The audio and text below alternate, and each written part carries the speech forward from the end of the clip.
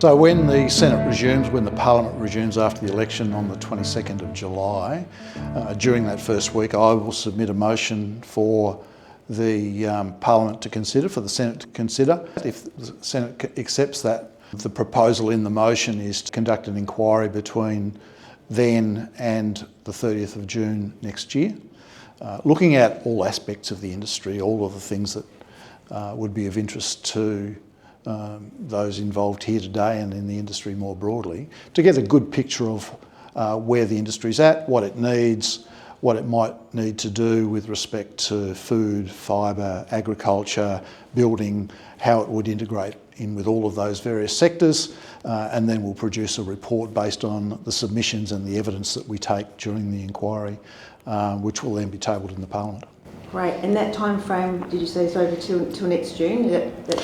That's the initial time frame. It might be that the committee decides that we need more time to investigate more deeply, and so that it is within the purview of the committee and the Senate to extend the time frame for the inquiry. But just looking at things from here, I figured that an inquiry that runs for about 12 months should give us the opportunity to receive really good information, to get around the country, talk to people and get a good sense of the industry, and then come up with a response to the terms of reference.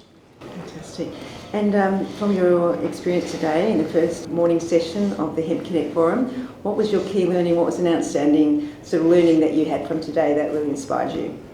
Well, I think it probably set off a whole heap of triggers for me from my interactions with agriculture over a whole career in the Parliament, really, and I've had a lot of interaction with agriculture, and obviously I'm a builder by trade as well. So there were a whole range of things that were set off by the presentations this morning. Was really good. The plant biology stuff was fascinating. I've had engagement with protected horticulture.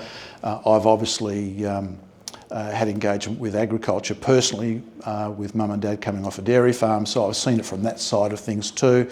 And a previous inquiry that I conducted was into the food processing sector, so supply chains, the viability of those, what are the drivers, all of those sorts of things, how processors interact with farmers, and all of those messages. So many of those things came up this morning in the first session, and so I bring all of that to the process, and I suppose I've already got a whole range of questions that I'll put to various players in the industry when it comes to the inquiry, because those things have already been triggered from the presentations this morning.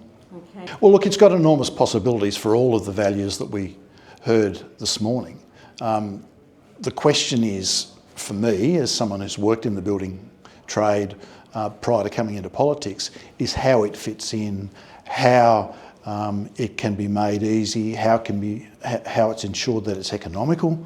We're talking about not only building houses, but the cost of building houses. So all of those inputs, how they properly work for the benefit of all of those that are involved. How do you make it easy for the traditional building industry to take up a new product? Having the CSIRO involved, for example, is a great partner in that sense, because when I was building, I used to love when CSIRO came with their building products division to talk to us about new products that were coming into the market and how we might utilise those in the work that we were doing. But of course then it also has to appeal to the broader community who are specifying what's going to be put into their commercial buildings or their homes, and how those things all pull together too. So they're all things that can form part of what we look at as part of the inquiry.